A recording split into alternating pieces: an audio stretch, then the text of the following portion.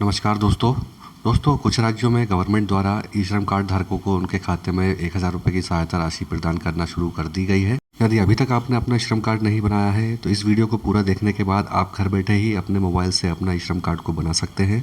इस वीडियो में हम ई श्रम कार्ड के रजिस्ट्रेशन फॉर्म को फिल करने से लेकर ई श्रम कार्ड को डाउनलोड करने तक का पूरा प्रोसेस स्टेप बाय स्टेप देखने वाले हैं। तो आइए वीडियो को शुरू करते हैं। ई श्रम कार्ड बनाने के लिए आपको अपने मोबाइल या लैपटॉप में गूगल पर ई श्रम टाइप करके सर्च करना है। वेबसाइट का लिंक डिस्क्रिप्शन में भी दिया हुआ है, आप चाहें तो वहां से वेबसाइट को डायरेक्ट ओपन कर सकते हैं। सर्च करने के बाद सबसे ऊपर ही आपको वेबसाइट के लिंक e-shram.gov.in दिखाई देगी।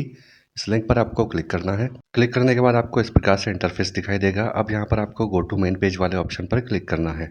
क्लिक करते ही आप ई श्रम कार्ड की ऑफिशियल वेबसाइट पर आ जाएंगे। अब यहाँ पर आपको राइट साइड में एक ऑप्शन दिखाई देगा रजिस्टर ऑन ई श्रम, आपको इसी ऑप्शन पर क्लिक करना है। इसके बाद आप एक नए पेज पर रिडायरेक्ट हो जाएंगे। अब यहाँ पर रजिस्ट्रेशन करने के लिए आपको 3 कंडीशन दिखाई देगी। पहला है आपके पास एक आधार नंबर होना चाहिए, उस आधार नंबर से एक मोबाइल नंबर लिंक होना चाहिए और रजिस्ट्रेशन करने के लिए आपकी एज 16 से 59 वर्ष के बीच में होनी चाहिए। तीनों कंडीशन को रीड करने के बाद अब इस बॉक्स में आपको अपना आधार से लिंक मोबाइल नंबर को फिल करना है। उसके बाद इस कैप्चा को इस बॉक्स में फिल करना है। कैप्चा फिल करने के बाद नीचे आपको 2 ऑप्शन दिखाई देंगे। पहला है are you an active member of EPFO और दूसरा है are you an active member of ESIC। यदि आप किसी ऐसी संस्था में श्रमिक का कार्य करते हैं जहां पर आपका PF और ESIC का पैसा कटता है तो आपको इन दोनों बॉक्स में यस पर टिक करना है, नहीं तो आपको नो पर टिक करना है। इसके बाद आपको सेंड OTP वाले ऑप्शन पर क्लिक करना है। क्लिक करते ही आपके आधार से लिंक मोबाइल नंबर पर एक OTP सेंड किया जाएगा। उस OTP को इस बॉक्स में फिल करना है। इसके बाद इस कैप्चा को इस बॉक्स में फिल करके सबमिट वाले ऑप्शन पर क्लिक करना है। सबमिट करने के बाद आप आधार eKYC वाले पेज पर आ जाएंगे। अब यहाँ पर आपको आधार eKYC करने के लिए अपने आधार के 12 अंकों को यहाँ पर फिल करना है। इसके बाद नीचे आपको 3 ऑप्शन दिखाई देंगे, फिंगरप्रिंट, आइरिस और OTP। यहाँ पर आपको OTP वाले ऑप्शन को सेलेक्ट कर लेना है। इसके बाद इस कैप्चा को इस बॉक्स में फिल करना है और आई एग्री वाले बॉक्स में टिक करके सबमिट वाले ऑप्शन पर क्लिक करना है। सबमिट करते ही आपके आधार से लिंक मोबाइल नंबर पर फिर से एक OTP सेंड किया जाएगा। उस OTP को इस बॉक्स में फिल करके इस कैप्चा को इस बॉक्स में फिल करना है और वैलिडेट वाले ऑप्शन पर क्लिक करना है। वैलिडेट करने के बाद आपकी आधार eKYC कंप्लीट हो जाएगी और आपके आधार के अनुसार आपकी पर्सनल जानकारी यहाँ पर ले ली जाएगी। इसके बाद नीचे आपको एक ऑप्शन दिखाई देगा continue to enter other details, आपको इसी ऑप्शन पर क्लिक करना है।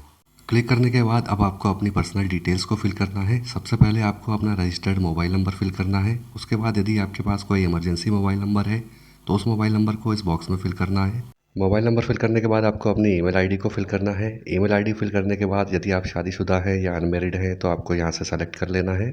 इसके बाद आपको अपने पिता का नाम फिल करना है और माता का नाम फिल करना है। दोनों का नाम फिल करने के बाद आप जिस भी सोशल कैटेगरी के अंतर्गत आते हैं उस कैटेगरी को आपको यहाँ से सेलेक्ट कर लेना है। कैटेगरी सेलेक्ट करने के बाद यदि आपके पास अपनी कैटेगरी का सर्टिफिकेट है तो यहाँ से आपको अपलोड कर देना है। यदि आपके पास अभी सर्टिफिकेट नहीं है तो आप इसे बाद में भी अपलोड कर सकते हैं। इसके बाद यदि आप फिजिकली एबल्ड या दिव्यांग हैं तो आपको यहाँ पर यस वाले ऑप्शन पर टिक करना है, नहीं तो आपको नो वाले ऑप्शन पर टिक करना है। इसके बाद यदि आप किसी को नॉमिनी बनाना चाहते हैं तो नॉमिनी की डिटेल्स को यहाँ पर फिल करना है। सबसे पहले नॉमिनी का नाम इस बॉक्स में फिल करना है।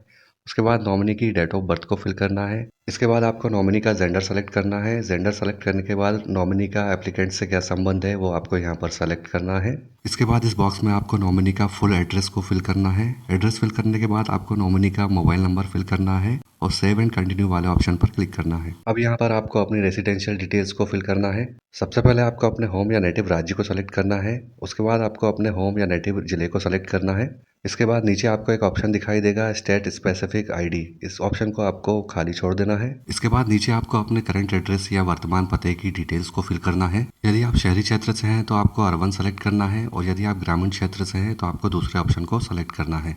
इसके बाद एड्रेस लाइन 1 और एड्रेस लाइन 2 में आपको अपना पूरा वर्तमान पता फिल करना है।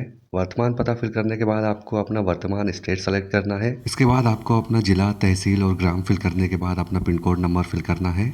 उसके बाद पेज को नीचे स्क्रॉल करना है। यहाँ पर आपको एक ऑप्शन दिखाई देगा स्टेइंग एट करंट लोकेशन, इस वर्तमान पते पर आप जितने सालों से निवास कर रहे हैं उस ऑप्शन को आपको यहाँ से सेलेक्ट कर लेना है। इसके बाद आपको अपने परमानेंट एड्रेस या स्थायी निवास की जानकारी आपको अपने आधार के अनुसार यहाँ पर फिल करना है। दोस्तों यहाँ पर हमारा करंट एड्रेस और परमानेंट एड्रेस सेम है, इसलिए हम परमानेंट एड्रेस वाले ऑप्शन में सेम एड्रेस को फिल करेंगे। आपको अपने एड्रेस के अनुसार यहाँ पर परमानेंट एड्रेस फिल करना है। सारी डिटेल्स फिल करने के बाद आपको सेव एंड कंटिन्यू वाले ऑप्शन पर क्लिक करना है। अब यहाँ पर आपको अपनी एजुकेशन क्वालिफिकेशन की डिटेल्स को फिल करना है। सबसे पहले यहाँ से आपको अपनी क्वालिफिकेशन को सेलेक्ट कर लेना है।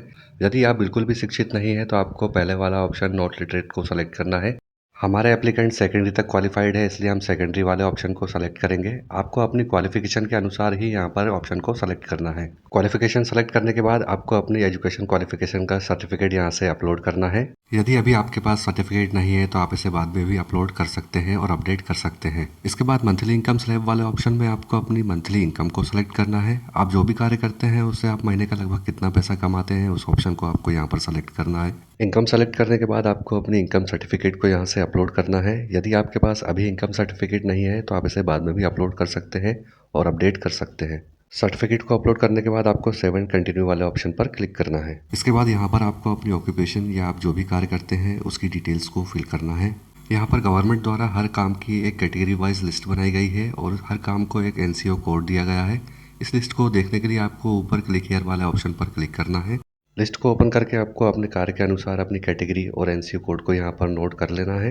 इसके बाद डिटेल्स फिल करने से पहले आपसे पूछा गया है कि क्या आप एक प्लेटफॉर्म वर्कर या किसी मोबाइल ऐप द्वारा संचालित संस्था जैसे कि ओला, उबेर या जोमेटो में डिलीवरी पार्टनर है।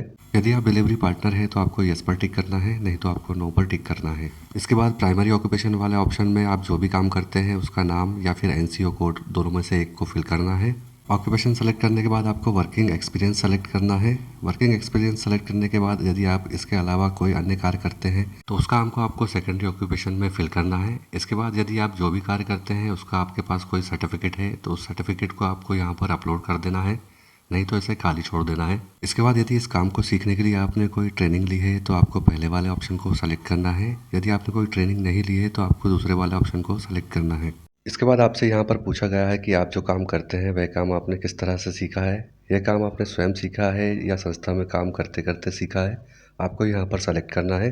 इसके बाद अगले ऑप्शन में आपसे पूछा गया है कि आप जो भी काम करते हैं उस काम को आप आगे अपग्रेड करना चाहते हैं। यदि आप अपग्रेड करना चाहते हैं तो ऑप्शन को सेलेक्ट कर लेना है। आप चाहें तो इस ऑप्शन को खाली भी छोड़ सकते हैं। ऑप्शन सेलेक्ट करने के बाद आपको सेव एंड कंटिन्यू वाले ऑप्शन पर क्लिक करना है। क्लिक करने के बाद आप बैंक अकाउंट डिटेल्स वाले सेक्शन में आ जाएंगे। अब यहाँ पर आपको अपने बैंक अकाउंट्स की डिटेल्स को फिल करना है।